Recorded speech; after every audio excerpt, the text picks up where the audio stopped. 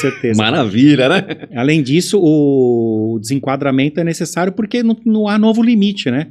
O MEI parou nos 81 mil e acabou, né? Não, todo mundo toda hora entra em contato com a gente. E aí, já tem uma nova lei?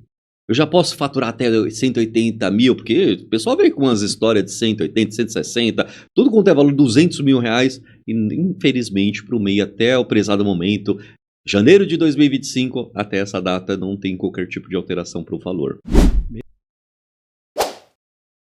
Olá pessoal, sejam bem-vindos a mais um Pod Contábil da CPA Prime Contabilidade. Antes de mais nada, siga, curta e faça esse canal sempre prosperar. Hoje falaremos um pouquinho sobre o desenquadramento do MEI.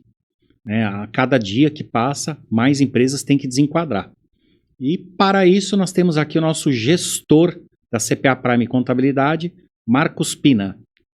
Olá, Ricardo, muito obrigado pelo convite aí, para que a gente possa bater um papo aí, falar um pouquinho sobre esse processo aí que tem bastante, viu? Tem muita gente necessitando desenquadrar, principalmente com esse negócio do Pix, né? Ah, sim, com certeza. Maravilha, né? Além disso, o desenquadramento é necessário porque não há novo limite, né? O MEI parou nos 81 mil e acabou, né? Não, todo mundo toda hora entra em contato com a gente. E aí, já tem uma nova lei? Eu já posso faturar até 180 mil? Porque o pessoal vem com umas histórias de 180, 160, tudo quanto é valor, 200 mil reais. E infelizmente, para o MEI, até o prezado momento, janeiro de 2025, até essa data, não tem qualquer tipo de alteração para o valor. Beleza. Então vamos lá. Quando que é necessário desenquadrar um MEI? Só por faturamento? Como que é? Então, hoje a gente tem a seguinte regra.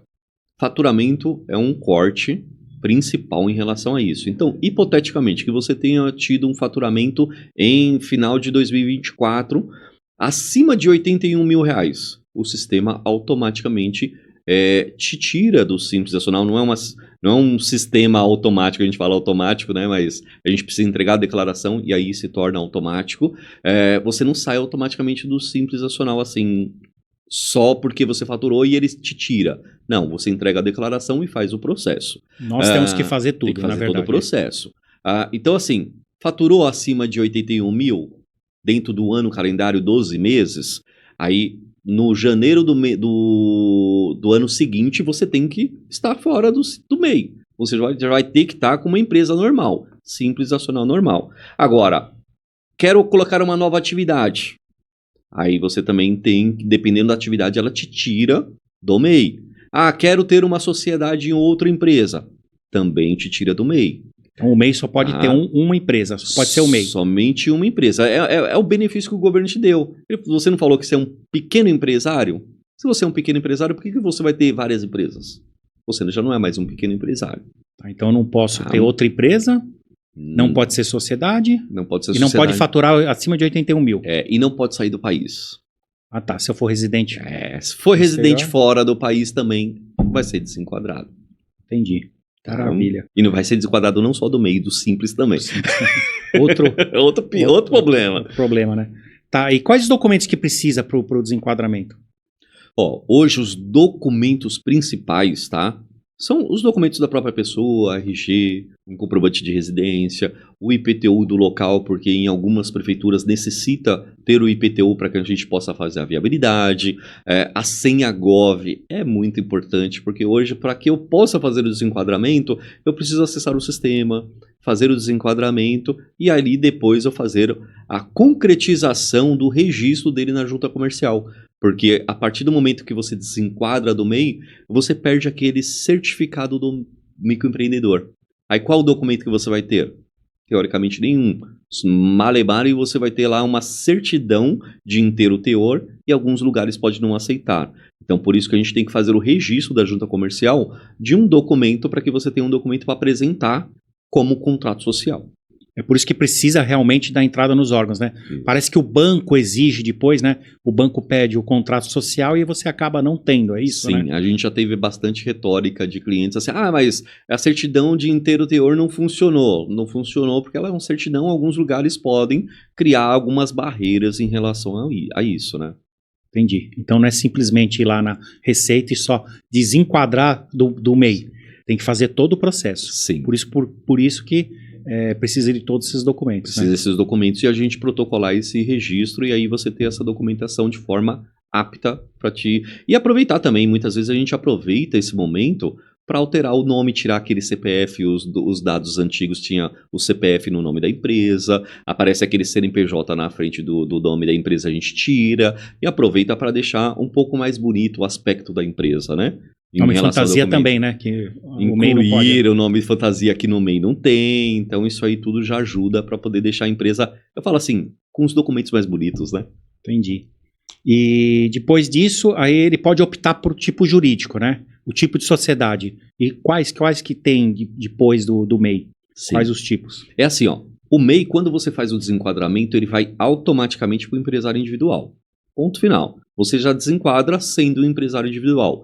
Porém, você pode, por bem, falar assim, ó, eu não quero ser um empresário individual, eu quero transformar em minha empresa em uma limitada unipessoal. Você tem todo o direito de fazer uma transformação jurídica. E aí tirar ela de um empresário individual e transformar ela em uma sociedade limitada unipessoal. Né? A gente tem já um jargão aí de SLU aí, referente a esse tipo de empresa. A sigla é SLU. Sociedade Limitada Unipessoal. Entendi. Então ele pode escolher como empresário individual, se não for sociedade, claro. Isso. E pode escolher a SLU. Isso. Agora, se ele for sociedade, tem que alterar tem que transformar para LTDA, né? Isso mesmo. Aí é uma transformação jurídica. Aí você vai ter um contrato social, onde vai ter todas as regras da empresa, os dados da empresa. E aí você pode ter aquele nome mais bonito, né? Como razão social. Já não vai ser o seu nome que, né? Na grande maioria, a própria empresário individual é o próprio nome da pessoa, né, com a atividade no final. Então, um exemplo, Marcos Pina de Souza Contabilidade. Né? Aí, nesse caso, eu poderia criar um nome fantasia e colocar como razão social. Tá, e fora essa diferença da SLU limitada para individual, tem alguma outra diferença? Tem. Em sociedade? Tem uma diferença que a gente acha que ela é vantajosa e também é protetiva para as pessoas, tá? O empresário individual, a gente já tem como regra que, assim, se a empresa deve, a pessoa física deve. Se a pessoa física deve, a pessoa jurídica também deve. É uma pessoa só, tá? Eles respondem ali de forma igualitária, tá? As duas pessoas, tanto a pessoa jurídica como a pessoa física. Já na limitada, não. A limitada, ela protege em relação a empresa responde pelos seus atos e a pessoa física responde pelos seus atos. O que ela vai responder pela empresa é com base nas cotas dela. Então, eu tenho ali as cotas da empresa, eu respondo pelo aquilo que eu fizer pela empresa. Tá? Mas se a empresa deve, ela deve. Não sou eu que estou devendo. Se eu estou devendo, a empresa não está devendo. Individualiza isso bastante. Isso é importantíssimo para quem for escolher, né, depois do MEI, o tipo jurídico, né? Sim. É complicado. Às vezes a empresa deve algo, já cai na sua física, Não, se você pegar no ICAC mesmo, na tela da Receita Federal, tá devendo imposto? Tá aparecendo na pessoa física também. Aparece em duplicidade. Por quê? Porque as duas pessoas estão devendo. Entendeu? É como se fosse uma pessoa só. Não são duas. A limitada já são duas pessoas. A empresa está devendo, aparece no ECAC dela. Se caso, num processo judicial, o fisco entender que o Marcos agiu de má fé usando a empresa, ele vai jogar essa bronca pro Marcos. Mas até então vai ficar com a empresa. Ele vai ter que desconsiderar a jurídica para entrar na física. Um processo mais árduo. Na individual, não. Aí a gente já sabe, né? Aí demora um tempo para o juiz determinar isso. Primeiro, vai ter que ir para o executivo, que já demora bastante, né? A gente sabe que não é tão rápido. Aí até o juiz determinar isso aí, é anos a fio. Já na individual, não. Passou um ano ali, vai estar no seu CPF com piscar de olhos. Importantíssimo isso, né? Quando o empresário for escolher o tipo jurídico, né? Sim. Conversar direitinho com o seu advogado e principalmente o contador para escolher, né, um tipo jurídico satisfatório. Sim, querendo ou não, a gente tem que lidar também com a questão protetiva da pessoa física, né, da persona, né, porque senão a gente só se preocupa assim, não, só vou fazer o desenquadramento, mas não se preocupa aquilo que pode prejudicar lá na frente. É melhor a pessoa ter essa cautela, porque não é que a pessoa quer dever. De repente, por qualquer motivo, o Marcos não gostou do serviço do Ricardo e vai processar o Ricardo. Mas não quer dizer que eu esteja certo. Mas eu processei você. Aí eu estou processando a pessoa física também. Eu não estou processando só a CPA. Estou processando o Ricardo junto. Entendi. Fantástico. E agora a pergunta principal. Quando eu sou MEI, eu pago uma taxinha lá mensal, pequenininha, que já está incluso tudo, né? A emissão das notas, os impostos federais, municipais, estaduais, as taxas anuais, a minha aposentadoria. Como é que fica depois, né, que você é desenquadrado? Vamos pensar, acho que a maioria vai para o Simples Nacional. Vamos imaginar que a pessoa saiu do MEI, né? É muito difícil do MEI para o lucro presumido real, né? Eu acho mais fácil pro Simples Nacional. Isso. Então foi pro Simples Nacional, é a mesma coisa? Paga uma taxa mensal e acabou? Não, eu até brinco bastante que eu falo pro pessoal assim, agora vocês vão começar a pagar imposto. Até então vocês não pagavam, agora vai começar a pagar imposto. Porque não é assim, né? O Simples, ele já criou toda uma regra, imaginando aquele pequeno empresário. Na realidade era como se fosse aquele autônomo, né? Que eles criaram uma empresinha para aquele autônomo que fatura pequeno e colocar lá, pequenos faturamentos. Hoje está 6.750 ali por mês aproximado, o cara paga imposto com base nisso. Sair disso, como é que vai ser a minha carga tributária? Você é um comércio, você vai começar ali com a alíquota inicial sobre as notas emitidas sobre o seu faturamento de 4% inicial até 15 mil de faturamento. Se for uma prestação de serviço inicial até 15 mil de faturamento, 6%. Tá? Esses são os impostos sobre a emissão de nota fiscal. Porém, que nem você falou, assim, tinha o meu INSS lá dentro do DAS do MEI, né? E agora como é que fica meu INSS? Não, você vai ter que contribuir ainda mais um valor para a sua aposentadoria, para a sua contribuição como pessoa física, tá? Que seria 11% sobre o valor que a gente determinar, tá? Então, se você determinou que o seu prolabore, que é o seu salário, né, foi de um salário mínimo, você vai pagar 11% sobre um salário mínimo.